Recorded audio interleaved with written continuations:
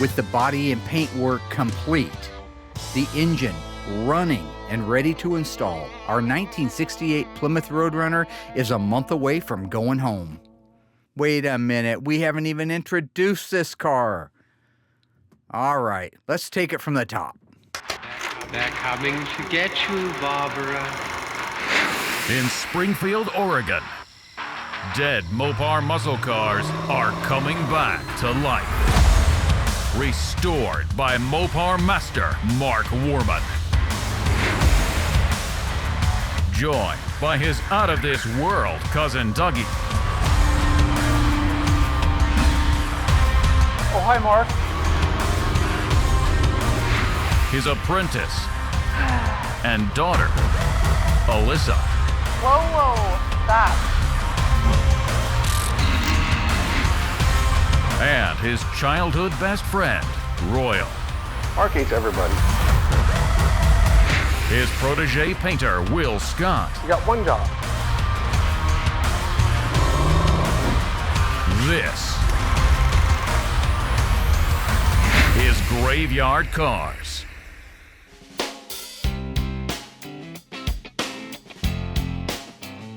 I'm Stan Curtis. This is my father, Jack Curtis.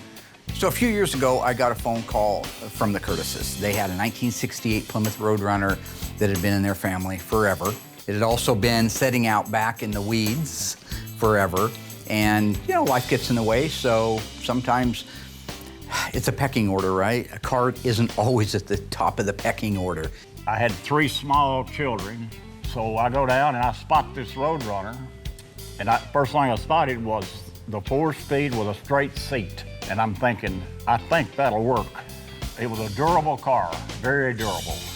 And my family just loved it. Now, when I first looked at the pictures, I realized that it was a rough car. I realized it was going to have a lot more rust than what showed up in the pictures. We live in the country, and he basically parked it. When they tell me it's been setting there for that many years, I know that the floors are rotten. I know that there's a chance frame rails are rotten, quarter panels, wheel houses, rear body panel. I know what I'm in for. But when I hear the story of the Curtises, it motivates me to bring this car back to life. When I was 3 years old, I remember him pulling up in the driveway and beeping the horn. And I knew that was a familiar sound, so I remember going out into the yard, and him and my brother were out there, and he just pulled up in that Roadrunner. It had like a roar to the backup, and then you could hit the horn and everybody recognized it wherever we would go. I didn't know any of my friends or relatives that actually had a cartoon on their car, and I thought that was really neat about it.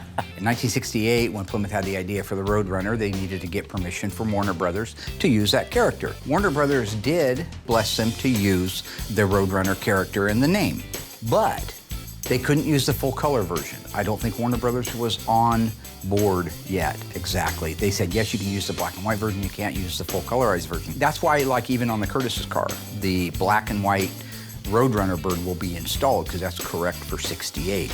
I think everybody was talking muscle cars then. I knew when I bought that car that I'd never get rid of it. In 1969, the car just took off. It became Motor Trend's Car of the Year. It was the most sold muscle car in Mopar's history at that time. Warner Brothers moved to the next level, gave them a full blessing to put the full colorized version. As well as, one little tidbit, the horn in 1968, because of this same rule, was black, and the character was black that said Voice of the Roadrunner. In 69, you got a purple horn, the famous purple horn, and a fully colorized decal. And over the years, there'd be people come by and say, look, I'd like to buy that car. And my father wouldn't sell it because he was afraid we would be disappointed. I wanted to make sure that at some point it could sort of have some of its glory years of what it would look like when it was first new, exactly the way it was when it came out of the factory. Graveyard Cars, a lot of the things I'd always had questions about for Mopars was he was throwing off these numbers and these letters and what all of these different options were in the car. One of the things Mr. Curtis had shared with me that I took total compliment on was that he likes the show primarily because he gets to learn something. He knew about cars, and he knew a little bit about the Roadrunner. But he says the way that we educate you. I'd never seen a program that broke it down to that specifics of what these cars were built and how they come from the factory and what the build sheets would say. And I was trying to find out what is really, did this car from the factory, and then what at the dealership, did they put some type of dealer option on it that I may not have known about?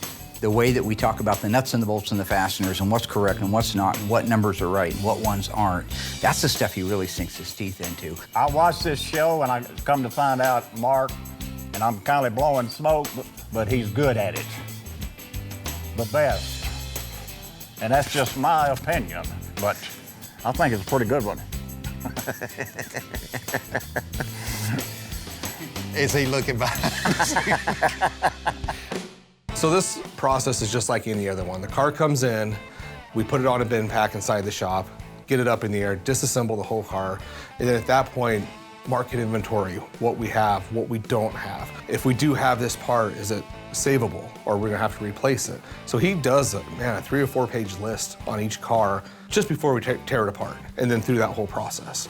Once that's done, everything is labeled, put away in a bin, so that way, when it comes time to assemble it, we got everything right where Mark left it. But after the disassembly is all wrapped up, it heads out to the dipper, and that's when you really find out what you have. The car comes back from the dipper, and either you're gonna have a really solid car, it's gonna go quick, or you're gonna have a car that needs everything. This car wasn't too bad, the normal quarters, trunk floor here or there, but nothing extensive. So when it got back from the dipper, we were able to get DP90 on it, get it right to the metal guys, give them their time to do all their cutting, grinding, welding, final fit and finish, get the car just perfectly square. Have Mark come out, double check gaps just because it's good to have a second set of eyes on it. Then it heads right out to the Bondo room. So they do their job, get all the body work done, bring it over to me, we prime it, 4 or 5 coats, thick coats of primer, then it goes right back to them. They block it out, clean up any issues, kick it right back to me. Double check it, prime it again, and then I'll give it back to them a second time where they'll block it again. And then by that point, you're just literally doing that 3rd coat of primer, just a nice even 1 or 2 coats, hold everything down because we're not doing the pre-paints anymore. So these cars really need to be perfect when they come over to me. I was thinking about my kids and my wife, how tickled they were gonna be, how much fun it was gonna be, have it back like it was. The one thing that I'm hoping he can do, and my mother too, is maybe take it to some local parades and some local car shows. We have a lot of car shows that's for charity. I like that. My hope is that if he's going to get the morning paper, that he can drive into town, and even if it's just that much, that he can enjoy that. And my mother drove it for a lot of years. I want to make sure that my grandchildren and my brothers and sisters' grandchildren have some memory, have something to look back on in their life that my father, that's related to him. I'm excited. I think y'all are gonna do great. And I can't hardly wait.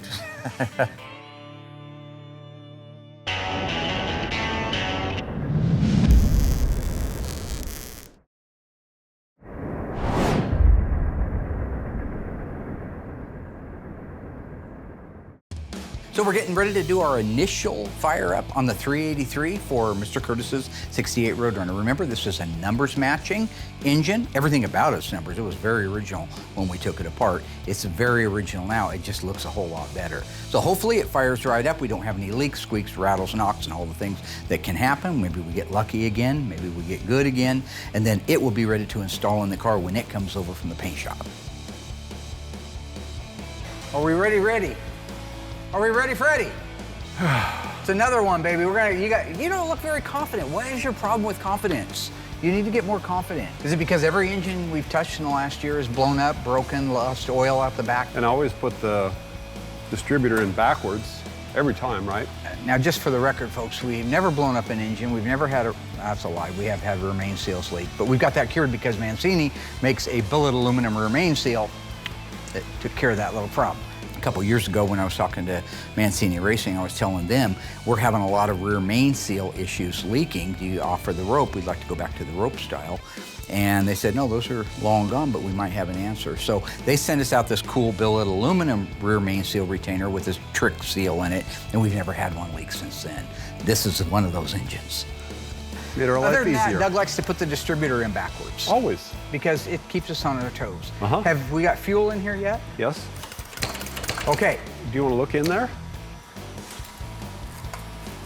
It's spraying fuel. Yeah. I like it. What's wrong with that? Okay, ignition's on. I'll let you push the button. I mean, he likes to push the button. Let's just give it a try, see what it wants to do. I don't want to die. Is everything tightened down and nice? And this, I can put this back here so I don't have to take it in the nut. Away from the exhaust. Saw a guy, Johnny Head, back in high school. He was in the shop class, and the battery cable got caught in the fan that whipped up and hit him right in the nut, and he lost a nut after that. And so they called him Johnny One Ball. Is that true? No. Crank it over. Push the button. Sure.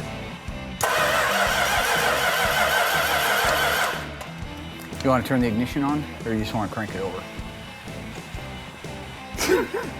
Makes no difference to me how long you want to be out here, buddy. It's a nice day. It is a nice It's a beautiful day. Be a good day to be at the coast watching flicks and grims, huh?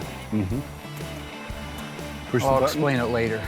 Once in a great while, we would go down to Granny's place and bring the 8mm projector, and we'd watch a movie. And somehow in his mind, something was said out there at that moment that he changed Granny to Grims, which we never called her Grims. I don't know why we would call her Grims. And then Flicks makes sense because that's a movie. Flicks and Grims. Push the button. What? Yeah, No. sure. No, you go ahead. Go ahead, try it. Pushing the button. Oh, God. Okay. Me too. Stand back. So when you start up an engine for the first time, there's a multitude of adjustments that have to be made at the very same time. Sometimes you have to bump the timing up. Sometimes you have to open or close the choke or pump the throttle. You have to figure out if you're getting fuel to it. Is the compression built up yet? All these things. So the initial fire up can be a little bit rough. Now what you'll notice is once they do start up and that roughness begins to go away, the engine begins to idle faster. It begins to clear its throat, so to speak. So once that engine begins to clear out and start running right, you can step back, walk around it, do your QC stuff. First thing I always look for is oil leaks. Choke slamming shut. Oh, that's why. Okay. Can you disconnect it? We'll have to adjust that. Sounds good, right off the bat. That's not a pre-start, no gain. As you can see, the paint's not burned off the manifold. You see that? Paint's not burned off the manifold, look at that. That's an initial startup right there, no smoke yet. Got a little bit noisy valve train, which is normal on a new engine.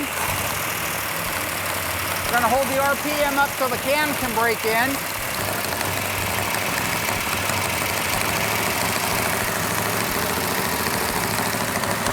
Nice. Yeah. Another engine down and another engine down. Love it. Love it.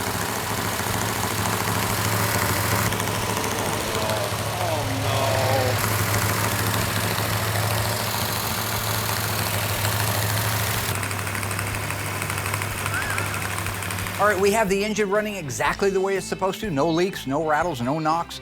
It is complete. So right now, where we're at is that drivetrain is finished and ready to go into the car. So as soon as Will gets that car over here from the paint shop, we can reunite them, put the wheels and tires on it, make it a roller, and it's gonna be really close to going back to the owners.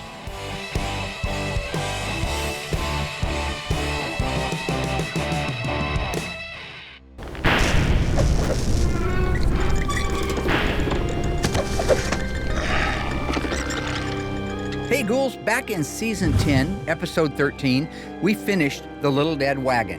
We premiered it at the SEMA show. It was a 426 Hemi. What transmission did it have behind it? Was it a 727 Torque Flight, 4-speed manual, Silver Sport A41? If you think you know the answer, stay tuned after the break. I'll let you know how you did.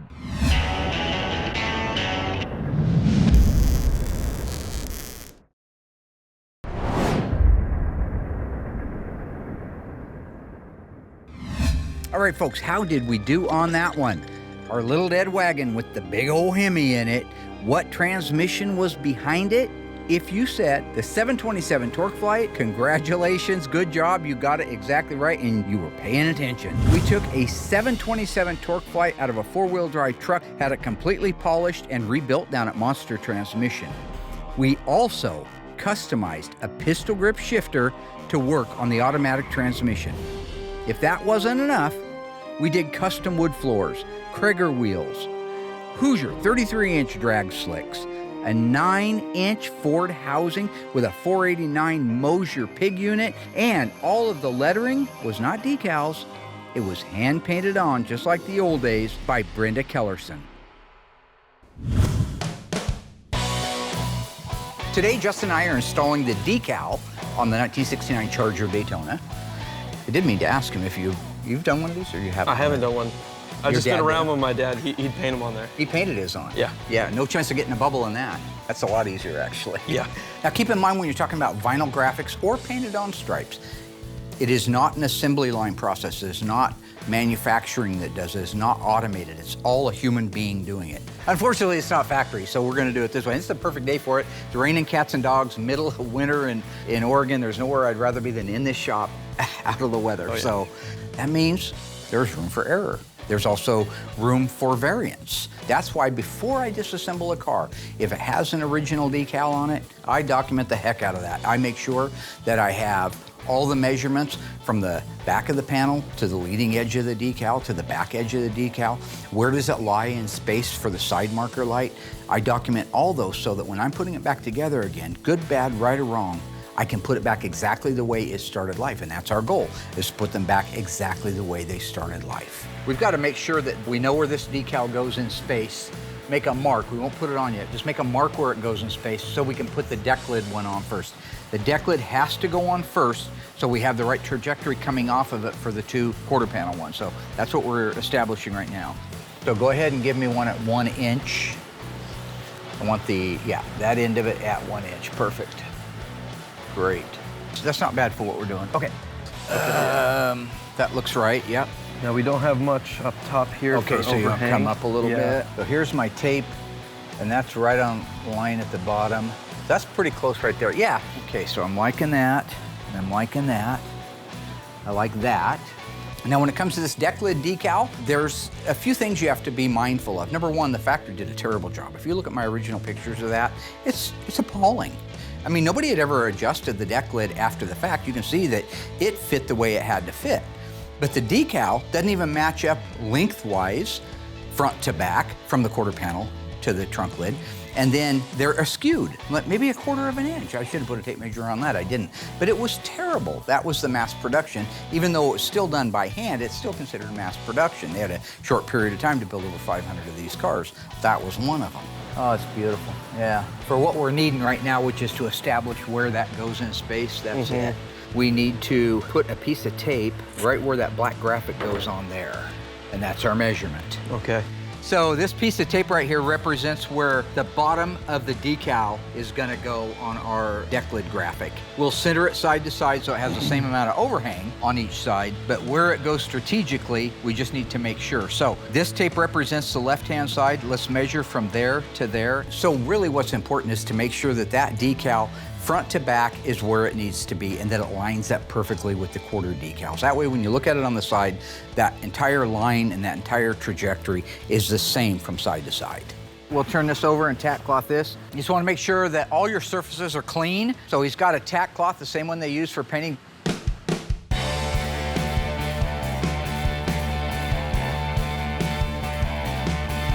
Now that we are not doing pre-paints, we seal these cars. So the cars finish off in 400. I use the PPG NCS 2004. It's a gray sealer. It'll feel like 320 scratches, but we finish the car in 400. So I'll do 2 coats of sealer, and what that does is just any light scratch or any imperfection, a real faint one at this point, that sealer will fill it. So when it comes time for the color, you are literally painting over just a perfect finish. When you're doing any type of metallic, the concern is making sure that your prep work was the best. And if it was off a little, hopefully the sealer got it. Because if you have a 220 scratch, even a 320 scratch, 320 will probably be okay, but if it's not finished off correctly, you'll base it, everything can look good, you'll clear it, you put it outside, and you'll see a sand scratch, and that's where the metallic lays in that scratch. You could look at the whole side of a car, the metallic just lays out perfect, but where the paper, sandpaper was too coarse and you didn't get it sanded out good enough, it could lay in there so that metallic could just go down the complete side of the car if it's not prepped right. So once that sealer dries, I like to give it an hour. We can go right to our color.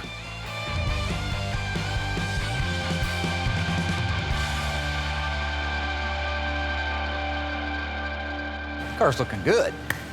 69 Charger Daytona, EV2, Hemi Orange, one of 503 built. 440 Magnum, 375 horsepower, 727 torque flight, 323 shear grip rear end. Got numbers off again? Yeah. I do that when I get nervous. Yeah. Don't want to get the backing paper wet. Go ahead and put the solution on there first. It puts the solution on the deck lid. It puts the solution on the deck lid or gets the hose. You just couldn't wait to say that. I've been waiting all day. That's why I'm wearing this shirt. Just put the solution on the girl. And he gets mad because the girl down the hole won't put the lotion on. And then she starts messing with his dog Precious. You know, so who's really the villain in that one? Okay, let's take this off. Take your hand and grab it right there in the, not in the field, but on the outside. Now go ahead and wet that down. Does that not go on spray? No. Now do it. Oh, it does. You're doing fine. You're doing fine, Dougie. I mean, Dougie. No. Justin. I don't know what's worse. It's, yeah, working with me or Dougie, right? No, getting called which Doug. one's worse, yeah. Okay, first thing we're gonna do is we're gonna line it up right on our tape line. Well, I'm overhanging on this side about 3 inches. Let's go this way. We'll have to trim it, obviously. Got a nice reveal. Even though our measurement showed one thing, you don't want that decal to be on there askew where maybe it's tighter towards the opening here than the other side. So we know we're about where we need to be. Now we dial it in and make sure that reveal is the same. Okay, so what we're gonna do is squeegee from the middle out. We'll get this side locked down. Once that side's locked down, we'll lock down the other side. You can see the stuff building up underneath it as I go.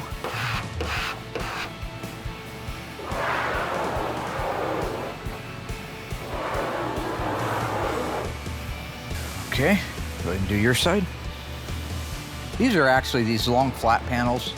The hardest thing is just keeping dirt out of it and air bubbles out of it. Oh, yeah. But it's a lot easier to lay out than a quarter that keeps wanting to peel up around the side marker openings and like the billboards. Oh, that billboard was fun. Terrible. You get your patience on those. Okay, so with that, we've got the decal in place. So we're gonna go ahead, we're not gonna pull the backing paper off right now. Just gonna let that set longer because when we go to try to peel it up, it's lifting the paper up with it. I'm just gonna let that set for a little while. But we can go ahead, we know where it is now, where it goes in space, it's stuck. So we can go ahead and put the quarter decals on it. And then what we'll end up doing, get this one set on there and squeegeed out, get the right-hand side set on and squeegee out, and then we'll just let it set overnight, and then tomorrow we'll pull them back off the backing paper, and we should be done.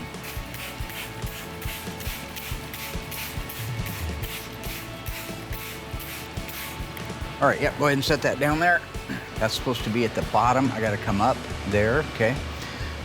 Okay, so we got 1 inch perfectly right there, and our green tape is right there. I can see the edge of it. So that's the bottom of the lettering. Off. Okay, so it's gotta come back just a hair. Just a hair. Okay, check that. A little Maybe bit a hair more. Yeah.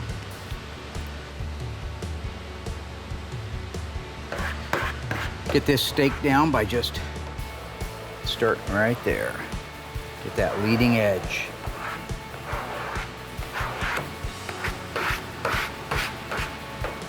You want to get the top of this squeegeed really well. So I got to get this out of there before it's too late. Good. Did it leave any residue? Okay, so I'm gonna pull down on this, and when I do, I need you to squeegee that corner real nice. Yep. So much easier with 2 people. Yeah.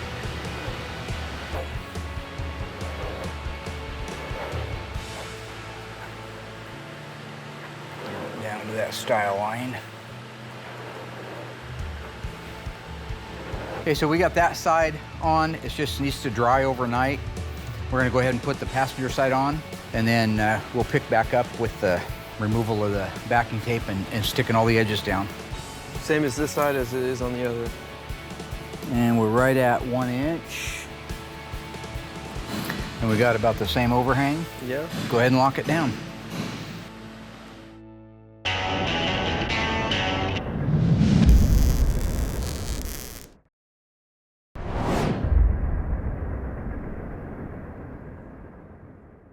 Okay, so this has been setting all night, and I think everything's got good adhesion, so we're gonna pull the backing paper off. I'm gonna start on the trunk lid, and if we can get this off successfully without air bubbles and wrinkles underneath it, we'll tag down the edges of it, and once that's done, we'll move on to the quarter panel decal. So, because sometimes when you pull that backing paper up, even though it doesn't technically lift, it can pull an air pocket in it. Oh yeah. So that's great.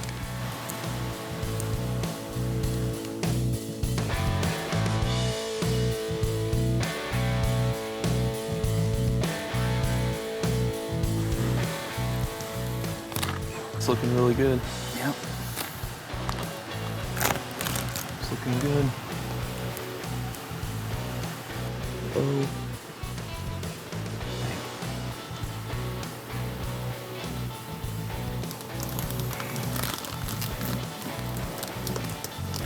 Perfect.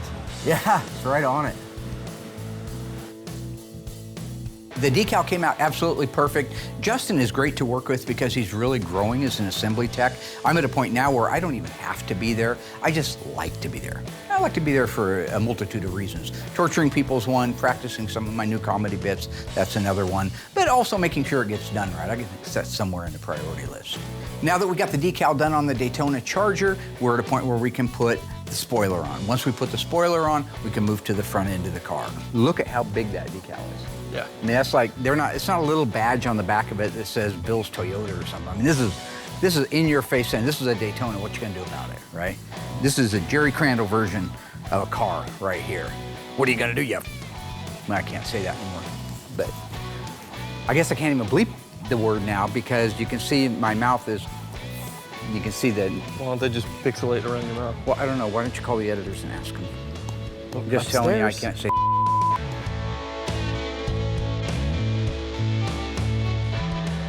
All right, on our 1970 GTX 446 barrel, we've already made the pulls to the outer rocker and a section of the inner rocker.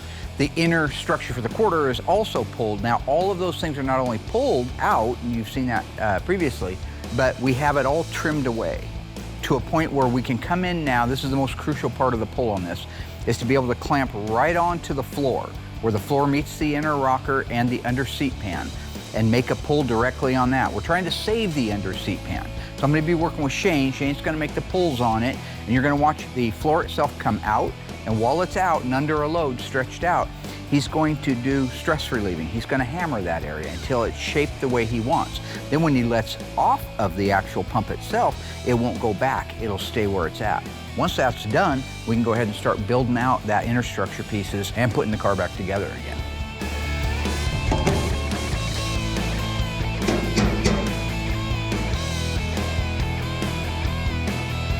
On our 1970 Barracuda tribute car that we've made into a 446 barrel, 6-speed silver sport car. Met some folks at Little Creek Casino up in Washington a few years ago. His wife, Laura, the one that actually commissioned us to do it, had seen a car just like the one we built for her when she was just a kid in school. Fell in love with it and wanted us to build a twin to it, and that's where we're at today. This car had suffered some trauma. It had a tree fall across it, caved the roof in. So we had a significant amount of work to do to the roof and the roof inner structure. We had to end up putting quarter panels, floors, main floor, replace those in the car, convert it over to a manual shift so that we could put that Silver Sport 6-speed transmission in it. And then the rest is just body and paint work. So today I'm getting ready to bleed the brakes on our 1970 Cuda. We got a new system for it. It's a one-man system, so I can do this all by myself. Makes my job easier, makes everybody else's job easier. I don't have to pull people to come sit up in the car and press a brake pedal for me. From time to time, I'll show you something that we're doing a little bit differently than we've done in the past. If you go back to previous episodes, you'll see us bleeding the brakes out manually on these cars. Because once the system's all together, it's full of air. It has to be bled out. Typically, that's a process of one guy gets up in the car, raise it up on the bin pack. He pumps the brake pedal. That pressurizes the master cylinder to start sending fluid through the system. You crack the little zerts at the end, and then hopefully the air comes out, and you have a solid hydraulic system that's ready to work. It can take time to do that, but it does work. It's just a two-man job, and it takes time. So what I wanted to do is speed that process up. So I bought a pressure bleeder for it, and I bought an adapter kit. Now what this allows me to do is to pressure bleed the system with just one person and know that you're getting all the air out of it the first time. So the way the pressure bleeder works, it's a reservoir with a pump, and it's filled with brake fluid. And that runs up the lines that you connect and goes into the master cylinder itself. It presses right down, these two fittings press right down on the openings in the master cylinder for the primary and the secondary, the brakes in the front and the brakes in the back. And it just continually puts fluid in there.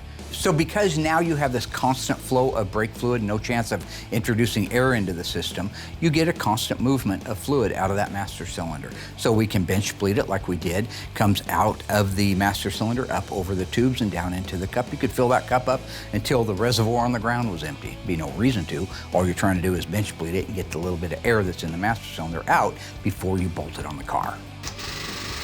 Okay, so he's made the pull in the main area, the first area damaged, so he's just gonna slide the clamp down now and make another pull towards the back. He just has to work his way up and down that rocker and make the pulls, because one pull won't do it. Okay, so he's got it pulled out to where it needs to be for the most part. He's got some more trimming to do. That last rip was the inner rocker that we're replacing. That's why he was pulling on it, because it's sacrificial. But that really came out nice. That's frame rack, my friends. Double check your alignment on the ports down below and the bottom of the master cylinder. They're tight, chain is tight. We can connect our brake line feed coupler. It's connected there. Now we can lift this thing up in the air.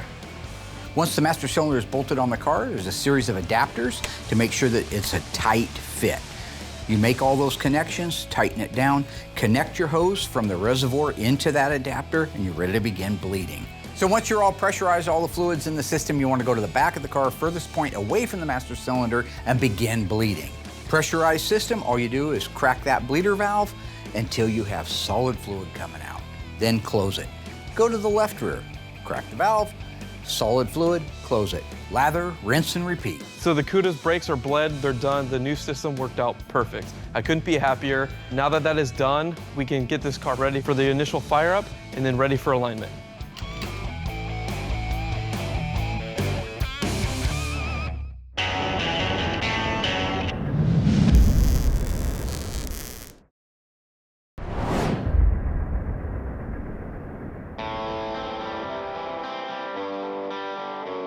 That QQ1, it's a very bright blue metallic, pretty color. It's a little bit darker than B5, but there's no pre-paint, so you just don't go in there and throw a couple coats on and you're done.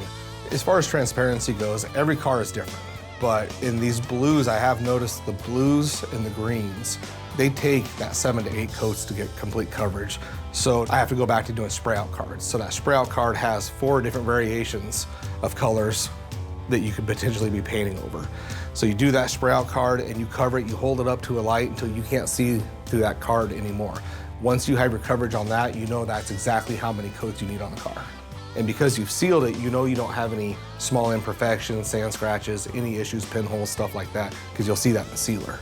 So you can go in at this point, put in 7, 8 coats of this color, because it is a transparent color. Let that just dry. Give it time, let it dry, then we're ready to clear it.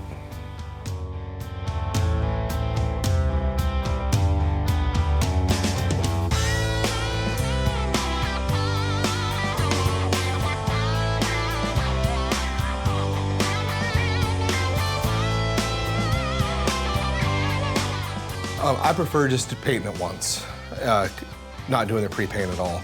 It does require more time to make sure the car's perfect, but because right now, until they get mad and quit, I have 2 or 3 helpers. So we have the time to put that in. My preference, just do a final paint and be done. Now, one of the things that was so important to Laura when we built this car was that it had a big camshaft. She liked the rumble of the cam. She remembered that from the car when she was in school. We built the car with that in mind. We built the engine with that in mind. But we wanted to run a stock engine for the most part. We didn't want to spend a bunch of money on the inside of that engine. We're going to run stock exhaust. Wouldn't make sense, but we wanted to accommodate the camshaft. So the Mother Thumper camshaft, as I so eloquently put it, I guess Comp came up with it first. I would have came up with it, but it's pretty clever. The Mother Thumper cam has a high lift and a high duration, so we did have to do some modifications to the cylinder heads and the compression ratio so that at the end, the final compression ratio would be 10 1/4 to 1 like the factory 446 barrel engine would be, but it would accommodate this camshaft. So outward and inward, other than the cam and the heads, this is a 100% completely stock F440 HP engine. With that, I'm gonna round up Doug and Justin, and we're gonna fire this thing up. So I guess I'd be remiss if I didn't say mother thumper, right? Like Sam Jackson, right? What do Sam Jackson said? It's a mother thumping cam and a mother thumping Cuda. Okay, So we crank the engine over so we have fuel up to the carburetors, but this is the first time we're powering it up because we're very much believers in just sharing the good, the bad, and the ugly. So usually what happens is no matter how hard we try, the distributor's in 180 degrees out. That's part of our charm, right, Dougie? Yep. And then the other thing is usually the carburetors have sat for years and they like to puke fuel all over the place, catch a car on fire and burn it to the ground. If you saw Omen, that's great. It's like that.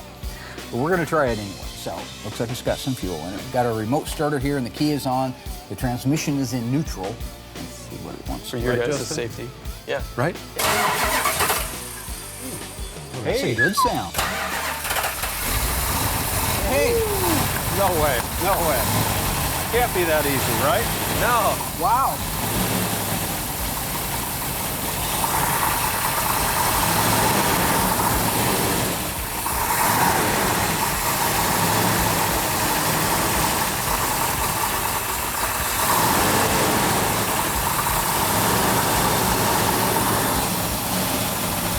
Wow, that started right up. Nice.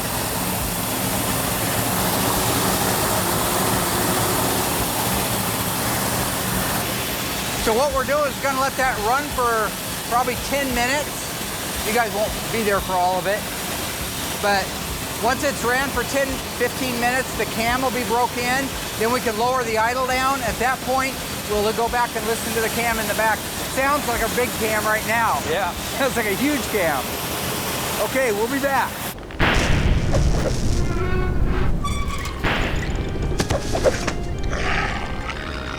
Way back in season 5 of Graveyard Cars, we restored this gorgeous, one of only 56 built, 70 Dodge Charger, 426 Hemi, 4-speed, all numbers matching cars. True or false, the sales code for the white Bumblebee stripe is V8X. If you think you know the answer, why don't you stay tuned after the break? Come back, we'll find out together.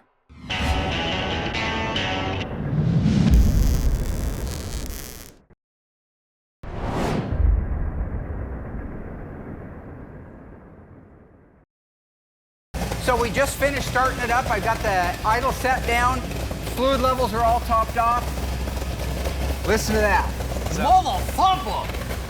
That sounds You good. cannot tell me that did not sound bitchin'. Sounds good. That sounds really good. I'm gonna give it a little RPM. Okay. Give it a little R. Music to the ears. Uh-huh. Yeah. There you go. How's it sound? Oh, perfect. Absolutely beautiful. That is the cam I want to put in all our engines. You're up at the gut. It's Saturday night. You're cruising along in an FJ 570 Cuda 446 barrel. Uh-huh, yeah. Yeah, that. With a mother thumping cam. A mother thumper? Mother thumper. Yeah. And you're going to go back to your mother thumping house. Yeah, my house. And do what? And that's where it gets edited. Everybody knows that I love to have fun, especially when I get an initial engine fire up, I get a little crazy. A lot of people don't like my dancing, so I've cut a little bit of it back, but I still like to cut up and have fun and laugh. The only problem is, it's like in the Bible it says, don't cast your pearl among swine. I don't mean that bad, but it's like, here's all my best comedy stuff getting wasted on a guy that doesn't pay attention, has the attention span of a flea, and answers his phone in the middle of a set. Good job, gentlemen. Oh, if you got a personal phone call and you need to take it, you go ahead. Can you shut this off? Don't let the car, the show, anything get in your way. But I love him, though. You can't help it. You can't pick the people you love. You just end up loving them. Look in that camera right there. That one? You see what I'm saying? It's just, there goes the pearl. Your little swine. What? I don't get it.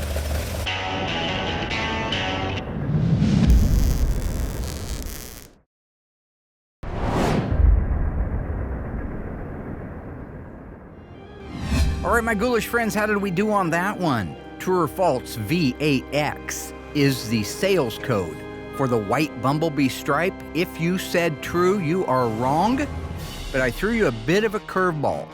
I made the mistake of installing a V8X stripe on that car.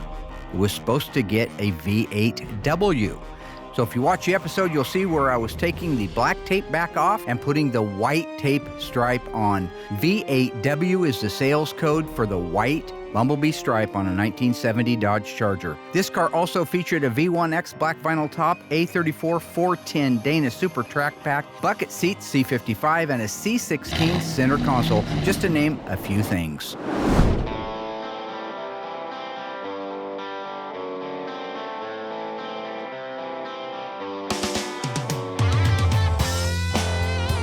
When it comes time to clear, I usually don't do them in the same day. So the next day you come in, you're fresh, you're ready to go. Do a good once over on the car, make sure you're actually ready to clear.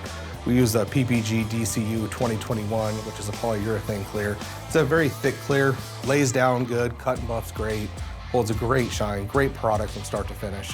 That process is a little bit easier, believe it or not. You're just clearing a car. So we do 3 coats to 4 coats, give or take on the car what we're looking at. There has been times where you'll see like a slight little wave in something that you may have missed, and I'll put an extra coat of clear on it just so you can block the clear flatter. But for the most part, it's 3 coats of clear, let that sit for a week or two, make sure it's cured.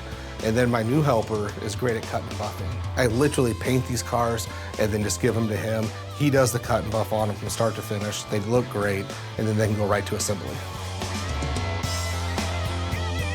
With the body and paint work complete, the engine running and ready to install, our 1968 Plymouth Roadrunner is a month away from going home. So about 12 years ago, I took on a project for Aaron's dad. Aaron Smith is our executive producer. You see his little credit down there in the episodes. He's also the guy that was in quite a few episodes, like a couple of seasons ago. Anyway, his dad wanted a GTX. He wanted me to take a sports satellite and make it into a GTX because his dad had bought the sports satellite brand new. It meant a lot to them. We ended up taking the 318 out of it and putting a 440 in it out of a 69 Chrysler New Yorker that only had 40,000 miles on it, but I still rebuilt it before we put it in. Did a complete color change on it, made it into a black, real sleek, gorgeous. We did have to put a roof skin on it because the original roof skin had rotted out, which happens a lot of times on these cars when they have vinyl tops on them and they don't get addressed in time. So we ended up putting a roof on it, bottoms of the quarters, minimal amount of body work besides that. Once the body work was done, we were able to go through the paint shop, get everything painted, wet sanded, buffed like glass. Then we could put the ornamentation on it. This project took us a few years to do because we kind of piecemealed it. That brings us to where we are today. Mr. Smith asked me to sell the car for him, which I did a few weeks ago, and now it is going home. One of the things that the new owner requested was that everybody from the team sign the inside of the car, which I think is very flattering, considering we're just a bunch of goofball mechanics working around here, but we just happen to have a TV show that I created that everybody said wouldn't happen anyway, so I don't take that for granted either. But anyway, yeah, so we signed the inside of the deck lid and sent it home to him, and in fact, I just heard from him, and he's just super thrilled with the car, thought it was absolutely gorgeous, so. If you think it's easy to make a show laugher, boy, why don't you make one, okay? You can laugh at my stuff all you want, but until you make your own show, when you have $20 million of your own money on the line, you can do whatever comes in that little AJ idiot head of yours. You know what that's from? I don't think it's 20 million, it's probably 2 million, but it might be 6 million. It's Bruce Willis, Armageddon. Oh, yeah. And cut. cut.